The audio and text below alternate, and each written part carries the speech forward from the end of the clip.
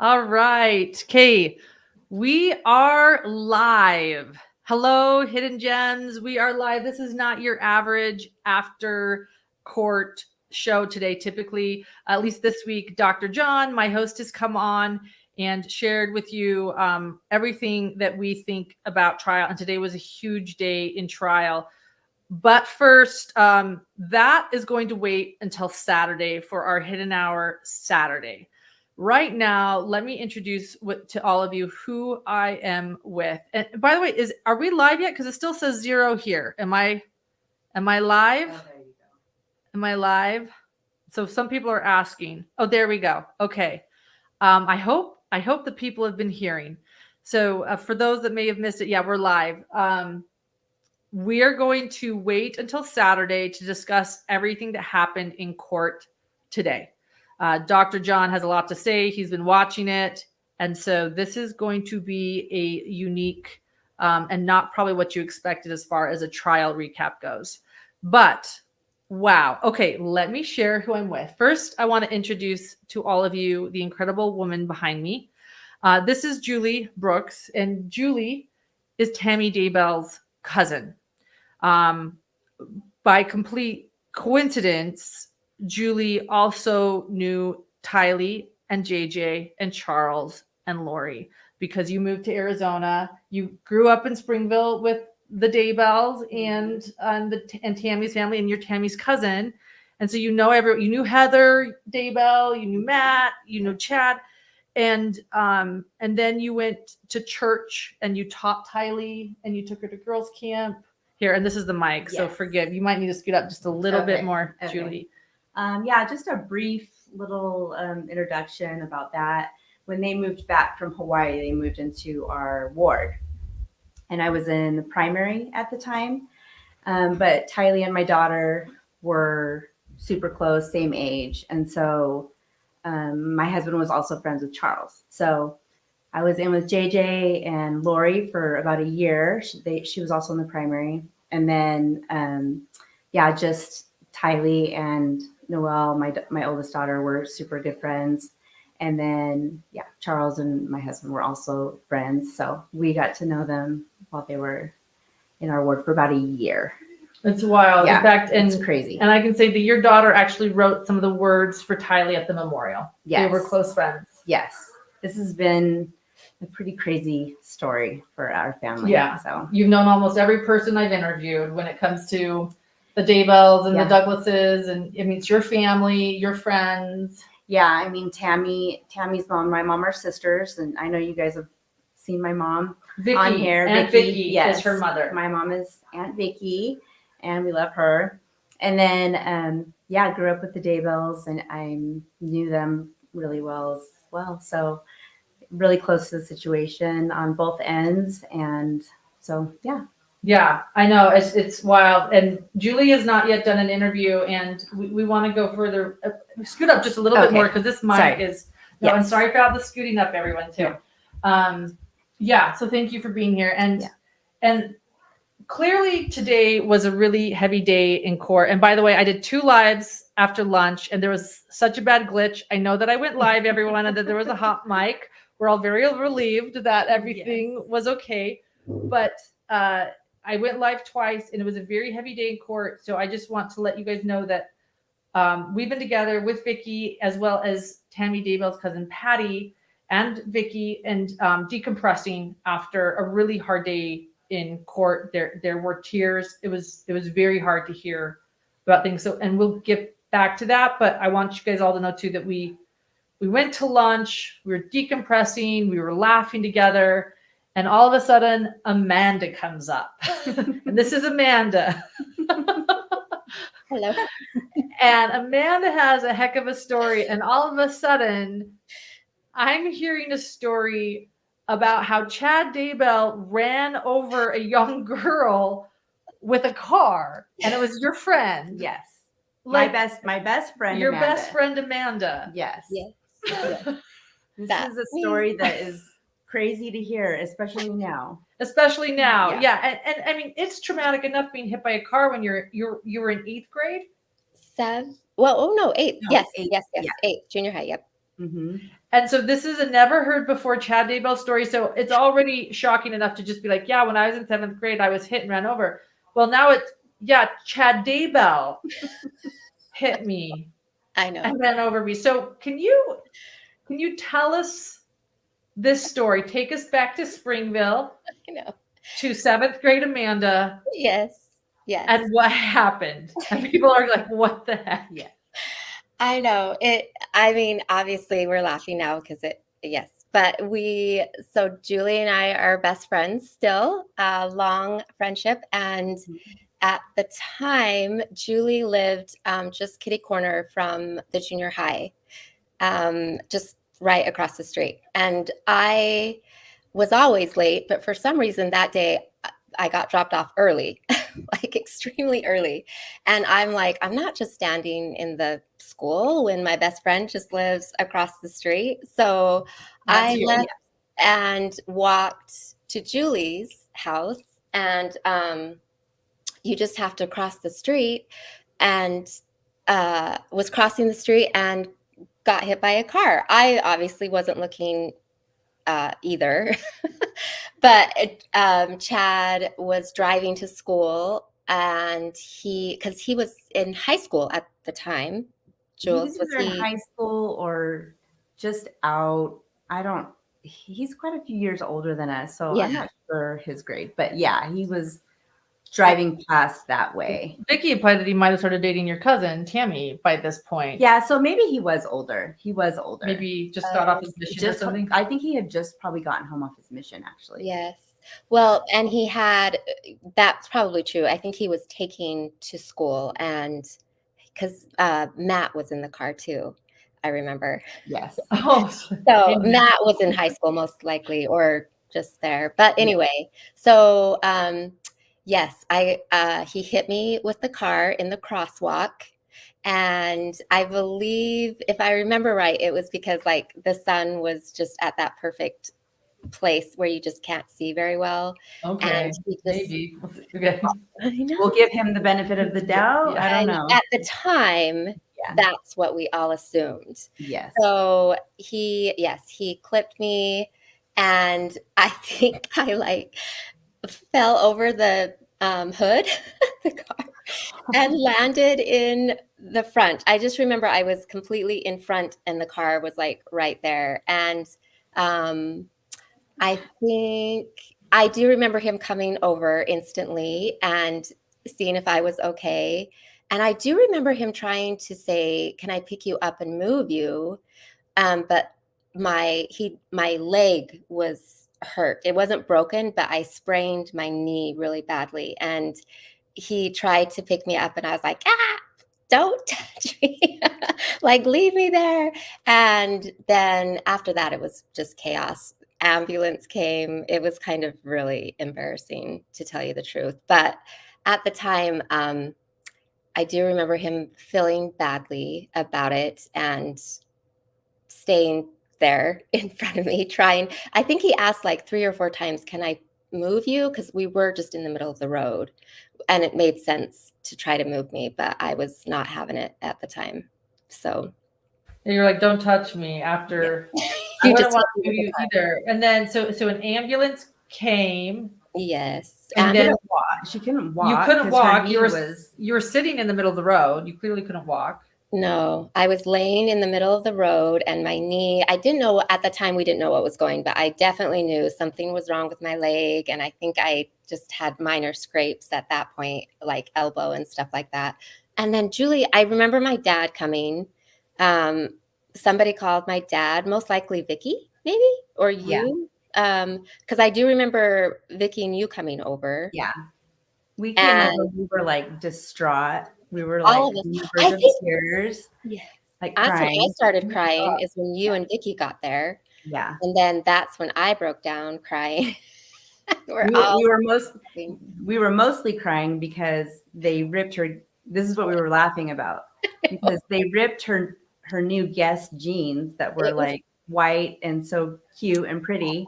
They were so cute. And we couldn't believe that she had her jeans ruined after that. That's why we were crying. Yeah. You're crying about the jeans. About the jeans. We were like, how could they do that? but her knee was pretty messed up. So Yes, my new Guess jeans Yeah. had to be cut, and it was a sad day. So yes, that is my claim to fame, I guess you can say, a little bit. Did he apologize later, or like was there anything that happens after? Like, did he, I'm so sorry? Yes, I do remember. I do remember him saying then too, like, I'm so sorry I didn't see you. I'm so sorry I didn't see you, a few times. And then, if I remember right, I think he did come over because we actually just lived down or just around the block from the Daybells also. So, Vicky, hi. Pair of pants. Here's that Vicky. And so True Crime Utah is asking, did Chad pay for the new pair of pants? No, Aunt Vicky did. She Yeah. did. She Hi, how are you? delivered. Good. How are you? Good. How's your knee? Holding up? I still have my knee is still not right. It had a lot of scar tissue, and so I kind of have like this bump on my knee that just never really went away. And even sometimes, like if anybody like squeezes my leg or my knee, I'm like, ouch, it hurts. I You're know. like, Chad Daybell hit me with the car. It's true. It's true. I think of that every time. I'm like, damn that Chad Daybell. Literally. It's Damn him. yeah. You're like, I need to talk to the detectives in Boise. Well, yeah, I mean, Something maybe going on here. Maybe you can take action. You've got a lot of witnesses to Yeah. this. Yes. So Little did we know. Yeah. yeah, someone's saying this is clickbait. How is this clickbait? Chad Daybell hit me with the car and ran me over, and here's the person it's the story. that it The happened literal to. story. It's I like know. literally what happened here. Yeah. Yes. Clickbait. You guys, come on. How could I have been more Be precise? nicer, people. This is entertainment for you. I know, a little anticlimactic. I'm sorry, but that did happen. And I will say, like I mentioned before, that this story has come up more in the last year than ever before in my life when I say that I was hit by a car by Chad Daybell. Yeah. Yeah, people are like, this is the opposite of clickbait. I can attest to it happening. I remember that morning. I remember hearing the fire truck. I remember, or the ambulance, whatever it was, and then Yep. a limping girl coming to the door. Somebody hit me. Chad Daybell ran over me. I'm like, what? He's dating my niece. We didn't. You couldn't even come over. We ended up going over there I can't because remember. I yeah. just remember maybe we carried her into the house. no, the ambulance ended up It's coming. literally so long ago, but Yeah. I do remember shopping for those pants that day. I felt so bad. She was crying because that and her pants. Yeah. People are saying that Piper said this is perfect for the two truths and a lie game. I remember So when true. someone shared that they were Ted Bundy's bishop during that game. And so, yeah, you're right. That is actually, but that one was a lie. Yours is going to be the truth. Yes, I'll have to remember that. Yes, Yeah. that is a good one. You look gorgeous. Thanks. What I are think you there doing? must be a filter. Please tell me you have a filter on here. What do you do in Michigan? What do you mean? Are you working? I'm like, well, I just opened up a salon, a lash salon here in Michigan. So we've been here a little over 20 years. So Wow. grew up in Utah and then moved out here when we were mid-20s after college. Oh my gosh. I have some questions. So, I'm gonna go. okay. Well, thank Bye. you. Thank you for getting her jeans. Yes. Yeah. Yeah. It really that's a was the sweet highlight story. of that whole situation. That's a sweet story about Love at you. Vicky Bye. buying you your Guess jeans. She did. After, and I guess it was your cousin was his new girlfriend, I guess. Yeah, Tammy. yeah. He was just starting to date Tammy. Mhm. This isn't a question. This is a statement. I've read Chad Daybell's autobiography several times, and I find autobiographies interesting in how people choose what stories go into an autobiography, what matters. And I can tell you that he has some odd stories. He likes to talk about the book he wrote in 3rd grade about the murder of someone. It was his first murder novel. And he likes to talk about a moment where he was killing bees. And then a voice told him that he should stop because he didn't know why he kept killing these bees.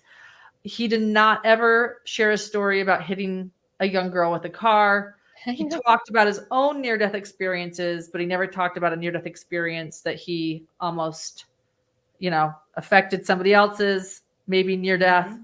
And he also, I also find it interesting because I feel like, this could have been his Lazarus moment where he like brought you back, or you had a vision that you were going to be okay, or that all was well. None of that. Like you don't make his autobiography. And so I just want to tell you that I find your story profound. I want you to know that to me, this story, I'm like, how have I not heard this story before? Julie and I were talking about it at lunch, and we have questions. I was like, did he know Amanda? Did he like Amanda? Well, it's kind of interesting also just to think that a story about showing, like, it would have showed an empathetic side to him, and he doesn't talk about that. He doesn't talk about it. So it's like, now obviously it makes sense, but it's interesting that wasn't something that was talked about. Important to him. Yeah. It wasn't important to him. Right. He could have used this to show that he felt terrible, that he made a mistake, that he prayed and he had a vision, that she was going to be okay. Yeah. None of that. I find it interesting what stories people omit, they don't put in their autobiographies too. And this did not affect his life too much that you made the story, but your life has clearly been affected. You still have issues with your knee and it's problematic. And I'm really sorry. I want to say that too. And I'm sorry that happened to you as a child. I'm sure that was very traumatic, whether it was Chad Daybell or not. It must have been very traumatic. Knowing now that it was Chad Daybell must increase the trauma. A little weird. Yeah. It makes it a little more exciting, I guess. But yeah, I do remember it was a rough, and I did miss school for a while. And then remember I was on crutches for like months. And brace. Yeah, it was a big deal. Like we kind of and obviously we were like making light of it. It was like a lighter moment of today. Just obviously it's you're okay, but at the time it was a big deal for sure. And now obviously knowing, it's just kind of brings that craziness to light a little bit from way back then. Yeah, right. And people do want to know, like, do you have visions now that you see beyond the veil? And like, anything you want to tell us? I know nothing was transferred. That's heaven above. Okay. And some people are giving you suggestions for injections in your knees that can really help. I think it's like, what is that called? I'll have to look into all of it. Cortisone or something like that. Yeah. I should try it.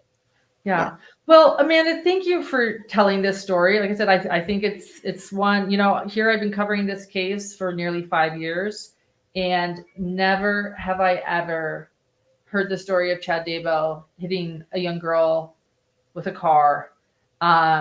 It is a story I think you're gonna probably tell for the rest of your life. And I am very glad you're okay. That is a very scary thing when you're a child. Like you said, we can laugh about it or giggle about it now, but that would have been really traumatic. And I'm truly glad that you're okay.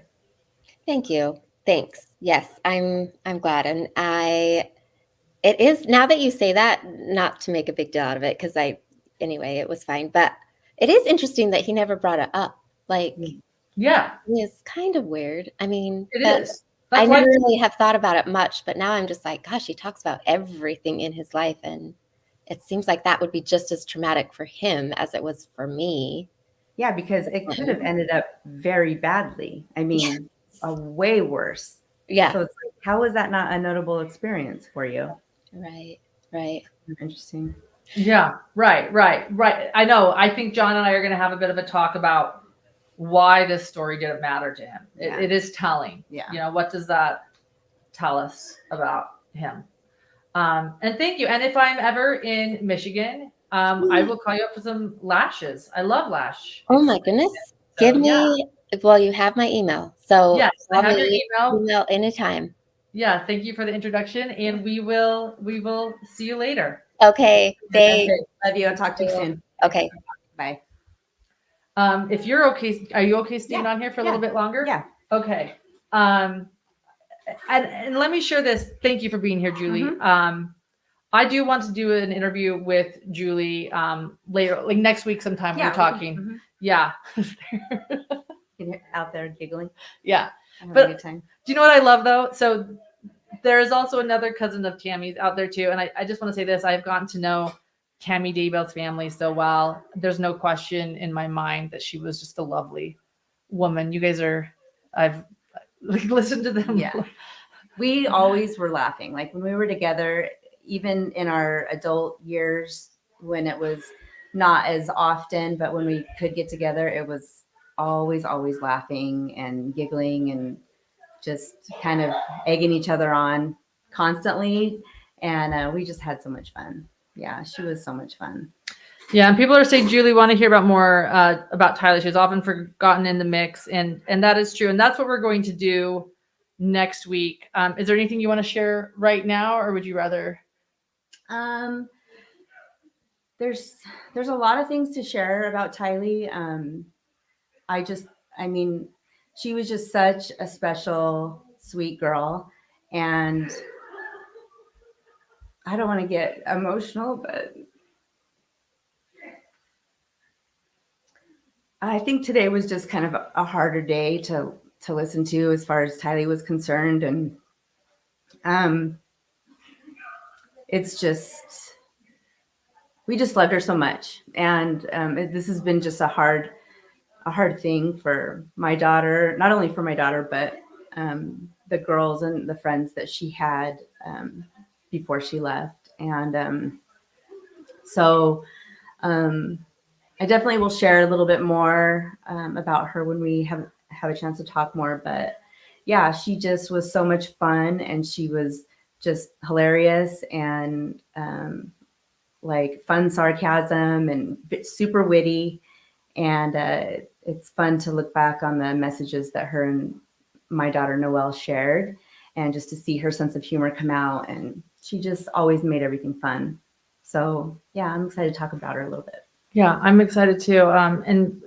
And your daughter Noelle was one of those that shared memories of Tylee at the memorial. And yeah, you know her well. I have heard stories from Julie that I've never heard about Tylee anywhere else. And also just the story of you putting the pieces together.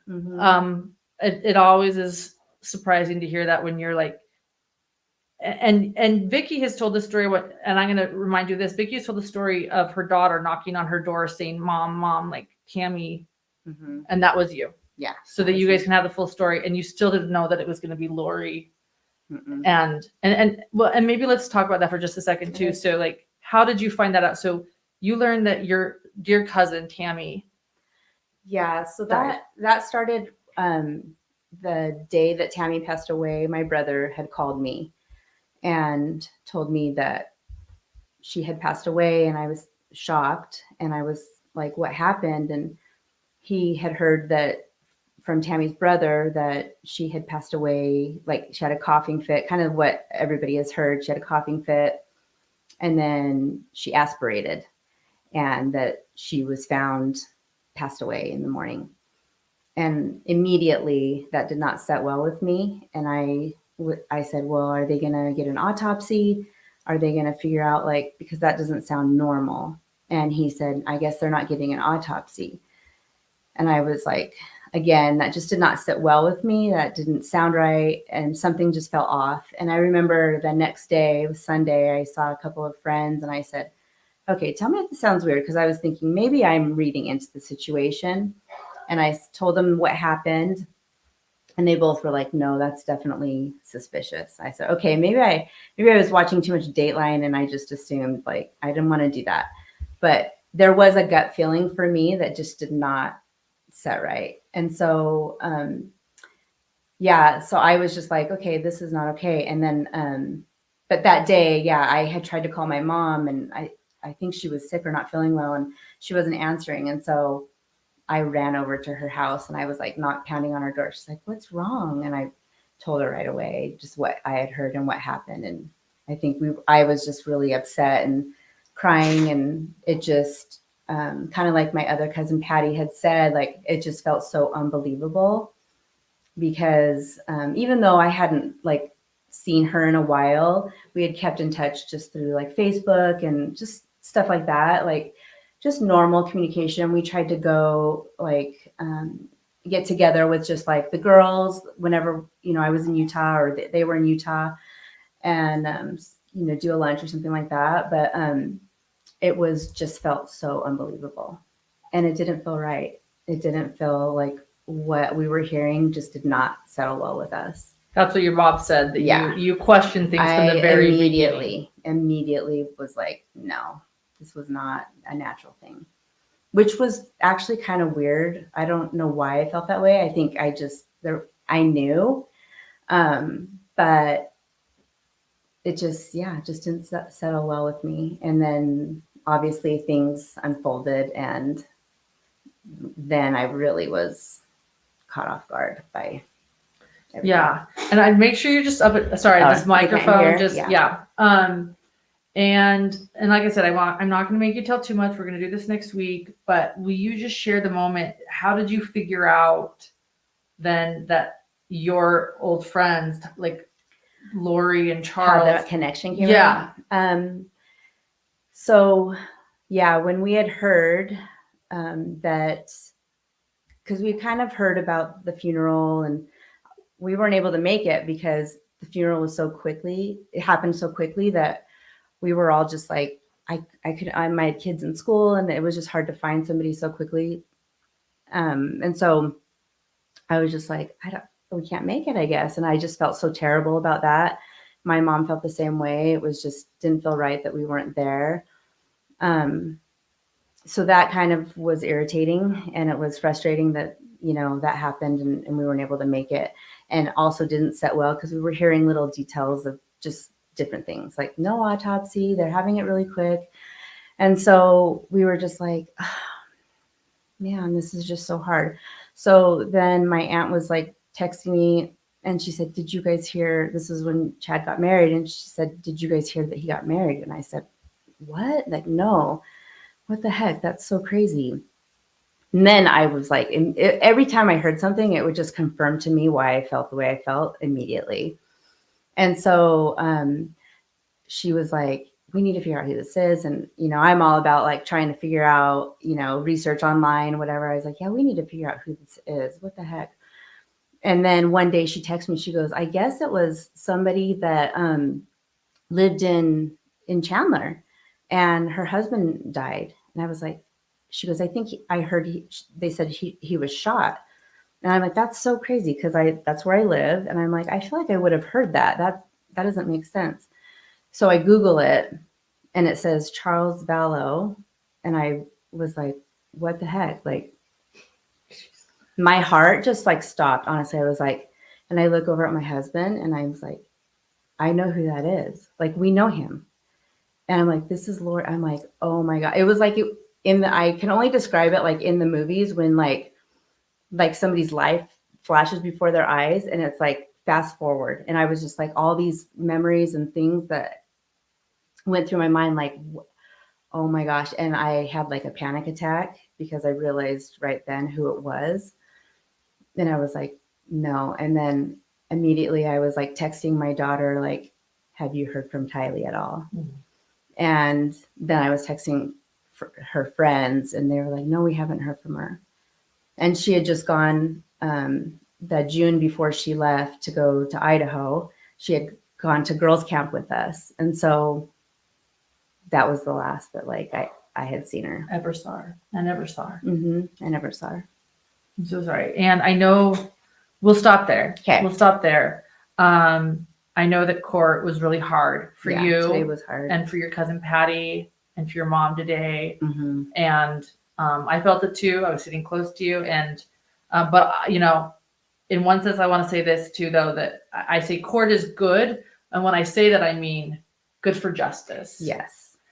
And I'm very glad that John Pryor thought that was going to be a good defense witness, because we all remembered what happened to Tylee today. And I'm very sorry that happened, that you had to hear about.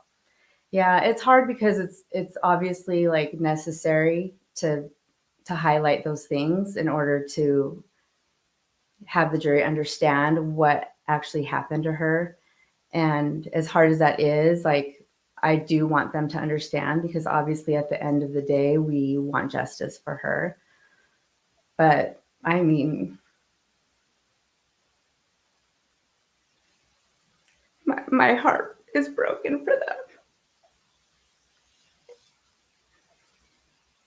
So it's worth it. It's worth it to be here and to support not only my cousin, Tammy, but also it means something for me to be here for the kids and for Charles too. Yeah. And you taught JJ, didn't you? You Mhm, taught JJ. Mm-hmm. And he was in there every week, and just such a cutie. And yeah, we just loved him. So Thank you. We will be hearing more. I want to do a very scheduled sit down interview so we can give you the space and the time and the support you need. So we'll do that next week. And I'm sorry. And thank you for being here too. You know, you guys have showed such a dedication to be here as much as you can. You know, I know you have children and you're being so busy and you're out of state, but I thank you to your family too, has helped us to get to know all of these victims better. Yeah. And be invited into their lives. And I think I just want to say you've taught me too more about Tammy, more about Tylee, more about JJ. I just love them all more. Yeah. So, I mean, Tylee for sure. It's hard because there's so many girls that knew her before all this happened. And, you know, some of them have not even processed or know exactly what happened because it's too hard. It's too much. And I completely understand that. And even my own daughter can't delve too far into it because it is so hard. And so there are a lot of things that people don't know because those girls are still having a hard time with it. And so, like she just was so loved and she was a good friend. And yeah, I'm happy to share a few things about her and just help people to get to know her a little bit better. Although I think seeing her smile and seeing some of the pictures that people post and stuff, I think also portrays just how sweet and lively she was. And so I'm grateful for that. Me too. Well, thank you. Yes. After a hard day from court, I'm so glad that we were able to what a live, laugh a little bit and cry a little bit. And I just want you to know that I feel like that's how it's been almost like every moment of this. It is so heavy. We're either laughing or crying or laughing again. And we're just thankful for this community too, where I am, where we can do this all with you. And learn so much more. So thank you, Julie, for introducing yourself, because many people have been wondering. Yeah. Happy to be here. Yeah. And for those wondering, I did 2 lunch lives today. One got cut off kinda, and then it kept going. Yeah. Then it like phantom kept going after the other live. Yeah. But I shared in 2 separate lives what happened today in court. And then Dr. John, my co-host, my husband, was also watching. And this hidden hour Saturday night, we're going to be going live with that and the latest. And then the defense rested today, and now we're starting on rebuttals. So I'll bring you the very latest Saturday night for hidden hour. And then next week, we're going to do a sit down with Julie. And we'll have that scheduled so that nobody misses it. So thank you, everyone, for supporting the victims and justice, and let Amanda know how grateful we are. I will. To tell her story and that she's okay. Yeah. And I think we're all going to now be speculating about what was really going through Chad Daybell's mind. I know. As soon as all this came about, I texted her and said, "Oh my gosh, isn't it so crazy that he tried to kill you back in the day?" We were just kind of giggling, but it is crazy. I know. It's crazy. It's crazy. Yeah. All right. Thanks, everyone. We will see you Saturday night, or I will see you Saturday night. Julie will see you next week. And right now, as I always say, during this trial, may justice be served. We'll see you. Bye-bye.